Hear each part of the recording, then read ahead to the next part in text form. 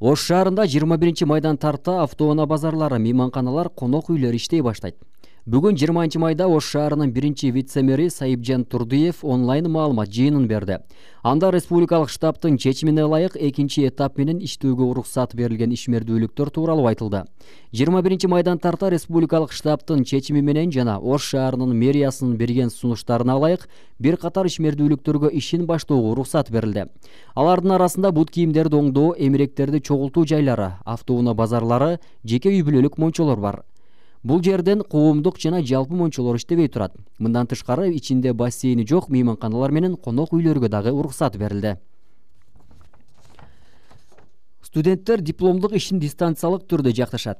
Жогорку жана орто окуу жайларында дипломдук ишти жактоо жана мамлекеттик экзамендерди өткөрүү дистанциялык түрдө жүргүзүлөт. Мындай маалыматты Билим берүү жана Илим министрлигинен билдиришти. Салттуу мамлекеттик экзамендер маданият жана искусство, дене тарбия жана спорт адистиктери боюнча, ошондой эле Ички иштер министрлигинин академиясынын бүтүрүүчүлөрү үчүн уюштурулат.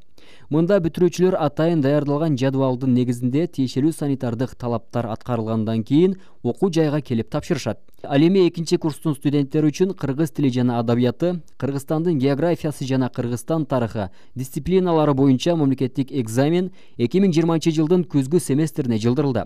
Ар бир окуу жайда мамлекеттик аттестациялык комиссия түзүлүп, экзамендерди өткөрүү боюнча нускамалар даярдалат. Вице-премьер-министр Кубатбек Боронов Ысык көл аймагындагы туристтик сезон боюнча саламаттыкты сактоо министрлигинин сунуштамалары иштелип чыккандан кийин белгилүү болоорун маалымдады. Сезондун башталышында саламаттыкты сактоо жана маданият туризм министрлиги кандай шартта эс алууга болоорун дагы чогуу иштеп чыгышат. Улуттук статистикалык комитеттин 2019 жылдын биринчи кварталында чыгарган маалыматына ылайык, өлкө боюнча туризм тармагында кызмат көрсөткөн 112 000 субъект катталган. Ал эми өлкөгө жылына 7 миллионго жакын турист келет.